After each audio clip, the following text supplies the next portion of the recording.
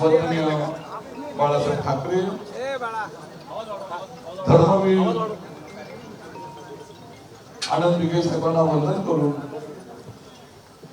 शिवसेनेचे मुख्य नेते, या राज्याचे माजी मुख्यमंत्री, विद्यमान उपमुख्यमंत्री आणि तुमच्या आमच्या सर्वांचे पालक एकनाथ शिंदे, रत्नागिरी जिल्ह्याचे पालकमंत्री, माझे सहकारी उदयजी सामंत, राजापूर राज्याचे विद्यमान आमदार किरणजी सामंत, उपस्थित असलेले सर्व व्यासपीठावरील शिवसेनेचे सन्माननीय पदाधिकारी आणि माझ्यासोबत आलेले राजापूर लांजा या मतदारसंघातले सर्व विद्यमान पदाधिकारी, लोकप्रतिनिधी, खास आलेले आमचे सर्व मुंबईवासीय बंधूंनो, मित्र,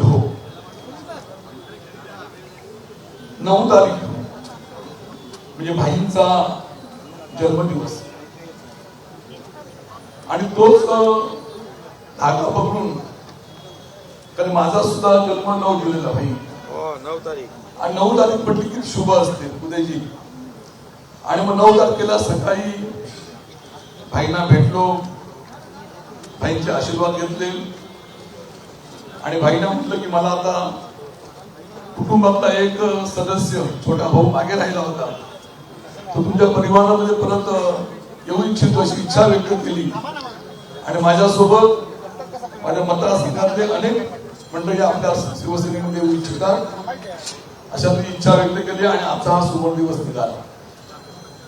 मी खरोखर स्वतः नशिबान समजतो, कारण ही जागा पवित्र आहे.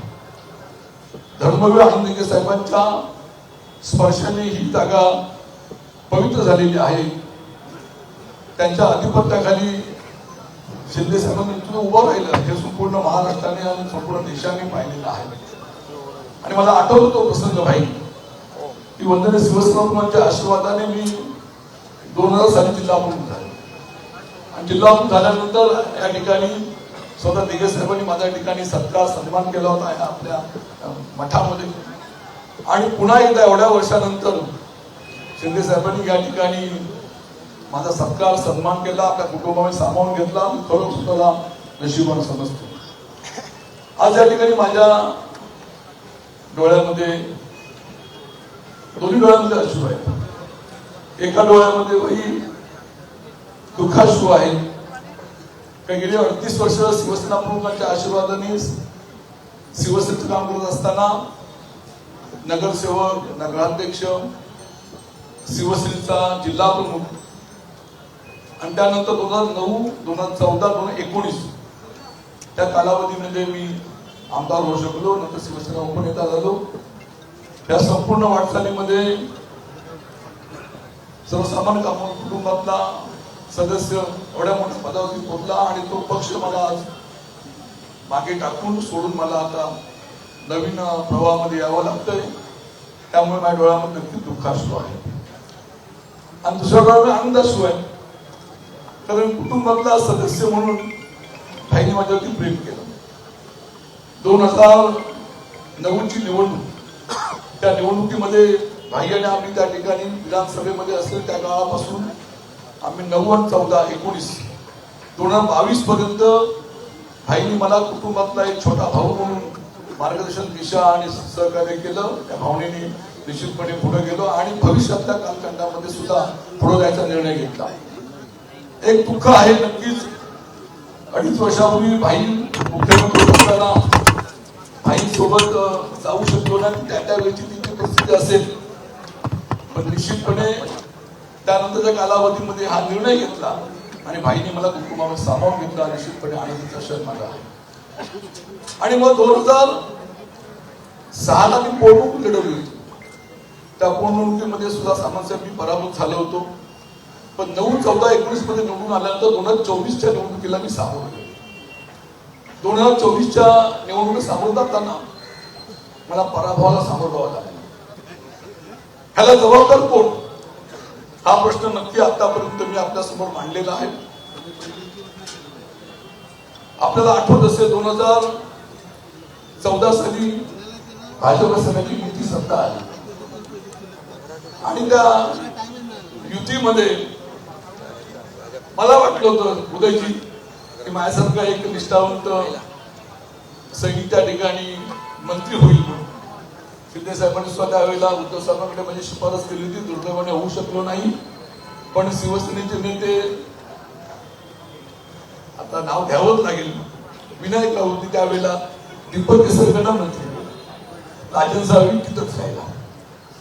तो कालावधी गेला, 2024 ची निवडणूक आली आणि मग त्यावेळेला सुद्धा वाटलं होतं की राजन साहेबांना पुन्हा संधी मिळेल, कुठेतरी मंत्री होईल.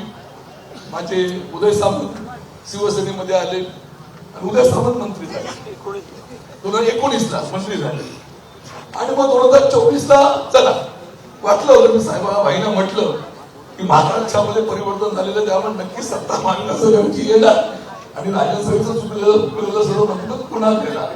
पण नियतीच्या मनामध्ये वेगळं होतं का शिंदे साहेबांकडे सुद्धा तिघे साहेबांची आलेली दैवी शक्ती असं म्हणावं लागेल. 24 तासामध्ये जवळजवळ 20 तासाच्या वरती काम केलं जातं, ती एक वेगळी दैवी शक्ती आहे हे तुम्हाला माहिती आहे.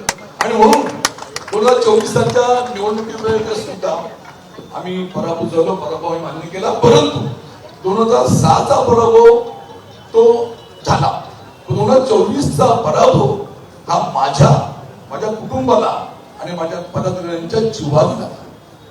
निवडणुकीमध्ये हारजीत होत असते, परंतु त्यावेळेला त्या निवडणुकीच्या याच्यामध्ये शिवसेने त्यांना आम्ही मोठं केलं. सिंधुदुर्ग जिल्ह्यामध्ये विनायक राऊतला आम्हा सर्व मंडळींनी मतदान करून एकदा दोनदा खासदार बनवलं. त्याच विनायक राऊतनी त्या निवडणुकीमध्ये त्यांचा जिल्हा प्रमुखाने विलास सागील ते पदाधिकारी त्यावेळेला म्हणजे भैयाचं नाव केलं. भैयाचं कबूल करेल, जाहीरपणे करणार नाही नसतो. तुम्हाला तिकीट मिळावं म्हणून प्रयत्न करत होते आपण सांगा. आणि म्हणून अशा ह्या पराभवाचं नक्की जिव्हारी लागलेलं आहे आणि म्हणून मग आम्ही शांत होतो. आणि म्हणून त्यानंतरच्या काळामध्ये आम्ही ठरवलं की पुन्हा एकदा एक आमचं वाट चुकलेला भाऊ कुटुंबाच्या बाहेर गेला होता. परत भाईंनी कुटुंबामध्ये मला घेतलं, छोट्या भावासारखं प्रेम केलं आणि आज मी आपल्या सर्वांच्या उपस्थितीमध्ये भाई ज्या ठिकाणी म्हणजे आपण म्हटलं जातं दुधामध्ये साखर पडली की दूध मधुर होतं, तसं ह्या राजापूर लांजा विधानसभा मतदारसंघामध्ये जिल्ह्यामध्ये आज आम्ही सर्व मंडळी पुन्हा यांच्यामध्ये आल्यामुळे दूध मधुर झालेलं आहे. तर भविष्यातल्या कालखंडामध्ये या जिल्ह्यामध्ये 100% शिवसेनाच होणार या ठिकाणी सांगू इच्छितो. दादा एकच आपल्याला सांगू इच्छितो की आज आपण पाहिलं असेल गेले आठवडाभर राजन साहेबांना विधान परिषद देणार, राजन साहेबांना महामंत्र घेणार. हे मी बोलत नाही, हे मीडियाच्या माध्यमातून सांगितलं जाते. तर भाईला मी एवढंच नम्रपणे सांगेन की मला शिवसेना पक्षाच्या माध्यमातून आपल्या मार्गदर्शनाखाली आपल्या आश्वाने सर्व काही मिळालंय. मला काही नको, मी अत्यंत समाधानी आनंदी आहे. परंतु भविष्यातल्या कालखंडामध्ये या भागामध्ये संघटना वाढवणं मोठं करणं आमचं आता कर्तव्य राहील.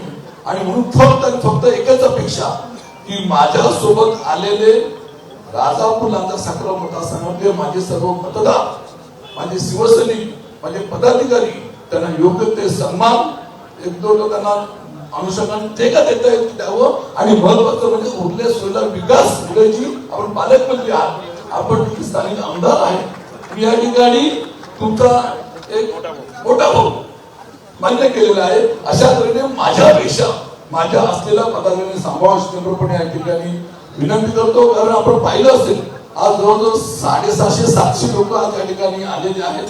मतदारसंघामध्ये अनेक लोक आहेत. त्यामुळे उदयजी आणि किरणजी आपला मतदारसंघ मला वाटतं 90% पुढे जाऊ अशा तऱ्हेच्या ठिकाणी भावना व्यक्त करतो. आणि भविष्यातल्या कालखंडामध्ये आपल्या अधिपत्याखाली पुन्हा एकदा या ठिकाणी आम्ही एकत्रपणे काम करतो असं आपण सांगू शकतो.